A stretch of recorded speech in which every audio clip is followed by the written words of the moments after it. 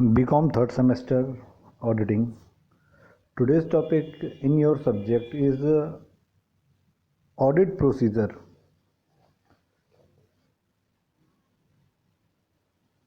जो आपके सिलेबस में आज का टॉपिक है, नेक्स्ट टॉपिक है वह है audit procedure. Audit procedure means कि ऑडिट करने के तरीके. ऑडिट करने के तरीके.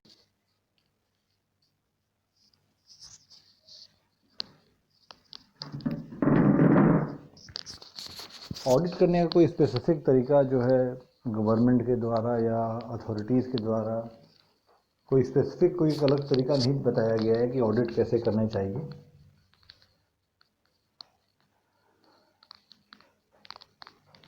ये ऑडिट करने का तरीका सबका पर्सनल स्टाइल होता है, सबका पर्सनल वे होता है, सबका अपना अपना पसंद होता है. जैसे कि हम लोग अपनी पढ़ाई करने का तरीका होता है, हम सभी लोग जब स्टडी करते हैं सबका अपना अपना अलग अलग तरीका होता है स्टडी करने का और चीज़ों को याद रखने का, या जो चीज़ें हमें इम्पोर्टेंट लगती है उसको एक अलग सिंबल देके टिक लगा के सुरक्षित रखने का, ताकि बाद में अगर हम रिवाइज करें तो हमें इजीली वो पता लग जाए कि कौन कौन से इम्पोर्टेंट टॉपिक थे. जैसे कि ये बहुत सारे लोग पढ़ाई करते हैं तो जो भी बुक्स में या उस सिलेबस में उस सब्जेक्ट में जो इम्पोर्टेंट टॉपिक लगता है तो उसके आगे IMP लिख देता है इम्पोर्टेंट. बहुत सारे लोग कई तरह के कलरफुल पेन्स लेके बैठे रहते हैं पढ़ाई करते समय. जो बहुत इम्पोर्टेंट टॉपिक लगता है उसको रेड, जो उससे कम इम्पोर्टेंट थोड़ा सा टॉपिक लगता है उसे ग्रीन, जो और कम लगता है तो उसे ब्लू. तो इस तरीके से कैटेगराइज किए रहते हैं अपने सिलेबस को, अपने सब्जेक्ट के पढ़ाई को. इसी तरीके से ऑडिटिंग में भी होता है. सब लोग अपना अपना तरीके से अपने अपने ढंग से ऑडिट करता है और सबका तरीका अलग अलग होता है. कोई अलग अलग तरह के कलर यूज़ करता है, हाइलाइटर आता है, कई सारे लोग हाइलाइटर यूज़ करते हैं, देखे होंगे नियॉन ग्रीन टाइप का कलर होता है. हाइलाइटर यूज़ करते लोग हाईलाइट करने के लिए हेडिंग्स को और टॉपिक्स को पढ़ाई करते समय. इस तरीके से जो है ऑडिटर भी डिफरेंट तरीके डिफरेंट वेज अपनाते हैं ऑडिटिंग करने के लिए. ऐसा कोई स्पेसिफिक वे नहीं बताया गया है कि ऑडिट ऐसे करना चाहिए वैसे करना चाहिए. ये अपना अपना वे होता है कि ये किस तरीके से चेकिंग करते हैं. बहुत सारे ऑडिटर होते हैं बहुत सारे ऑडिटर होते हैं जो बैठते हैं सोचते हैं एक ही दिन में सारा ऑडिट का काम कंप्लीट कर लें, या एक स्पेसिफिक अकाउंट वो टारगेट बनाए रहते हैं कि इतने तक इतना अकाउंट हमें आज चेक कर लेना है, इतना काम आज हमें कंप्लीट कर लेना है. इसी तरीके से जैसे कि हम लोग तैयारी करते हैं, पढ़ाई करते हैं, तो हम लोग भी इसी तरीके से जो है टारगेट बनाते हैं.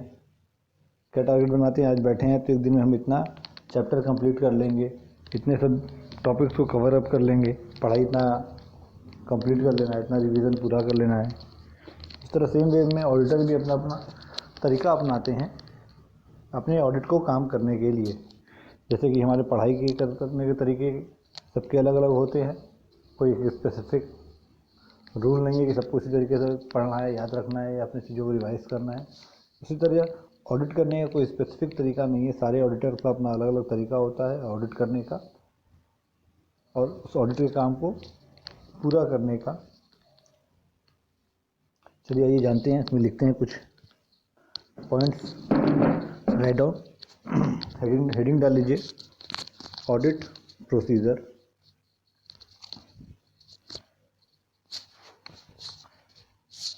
उसमें लिख लीजिए there is no special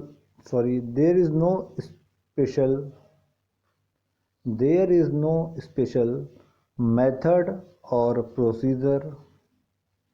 There is no special method or procedure for conducting audit, for conducting audit, comma, which method is to be adopted depends upon the quality, capacity,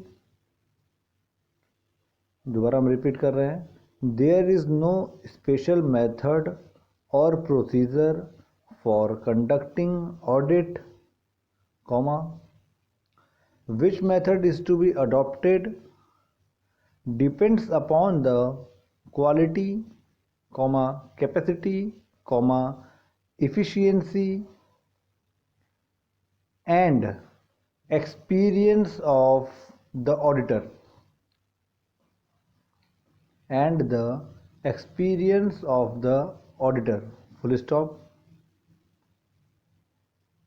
Every auditor adopts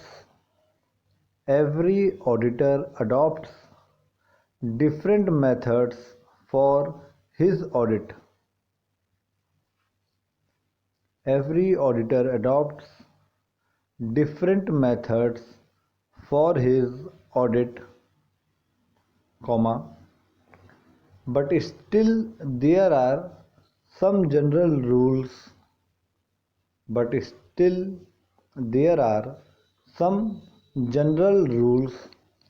which most of the auditors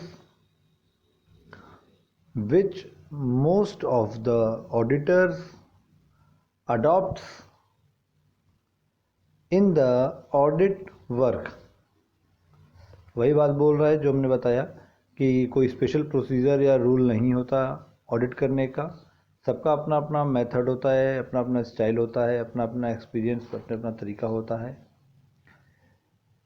सारे auditor अपना अलग अलग different method अपनाते हैं audit करने का, but फिर भी इन सब चीज़ों में कुछ कॉमन रूल्स हैं जो कि सारे ऑडिटर अडॉप्ट करते हैं। उसमें से पहला पॉइंट है, first, use of ticks and symbols, use of ticks, TICKS, use of ticks, TICKS, ticks means कि वो टिक लगा के रखते हैं, जैसा कि हमने बताया था। बहुत सारे लोग इंपॉर्टेंट टॉपिक पर टिक लगा देते हैं कि इसे हम दोबारा पढ़ेंगे, एग्ज़ाम टाइम में रिवीजन करते समय दोबारा देखना है, तो उस तरह के टिक्स का लोग यूज़ करते हैं कि जहाँ पे उन्हें लगता है कुछ स्पेशल या फिर कुछ उन्हें नहीं समझ में आता, ऑडिटर को कुछ शक लगता है या कुछ भी कन्फ्यूज़न होता है, तो वहाँ पे वो टिक लगा देते हैं और उसके अकॉर्डिंग बाद में से रिव्यू करते हैं। और दूसरा पॉइंट है,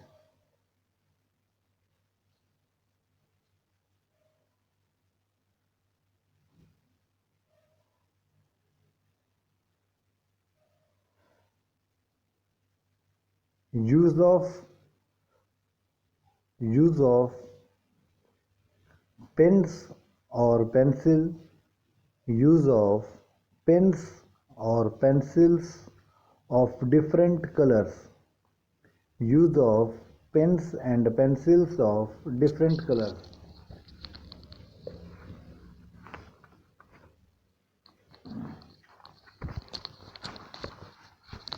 कि डिफरेंट कलर के पेन्स और पेंसिल, जैसा कि हमने बताया था आपको।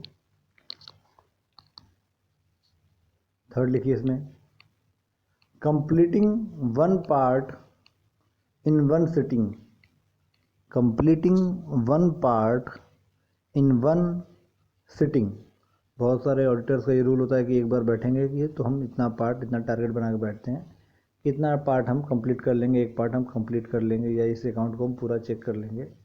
इस तरह का वो टारगेट बना के काम करते हैं और पूरा अपने ऑडिटिंग का वर्क को कंप्लीट करते हैं।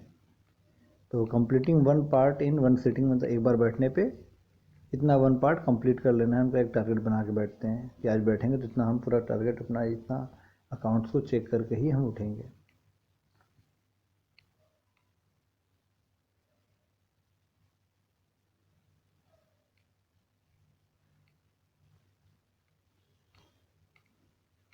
कॉलिंग नेक्स्ट पॉइंट है, calling and checking. Next point है calling and checking.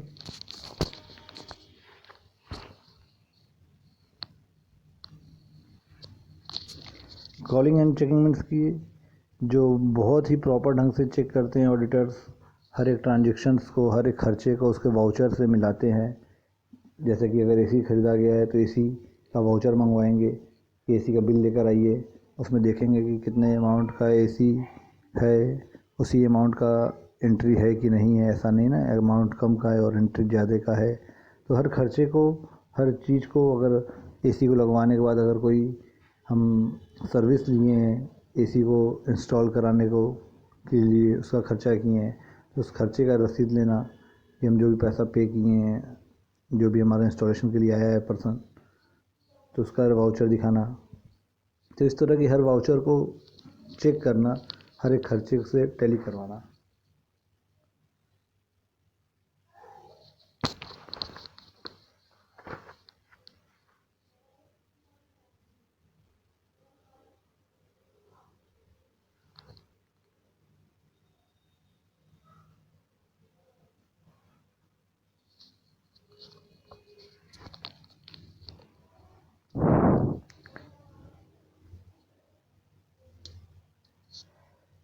Physical examination next point है, फिजिकल एग्जामिनेशन एंड इंक्वायरी।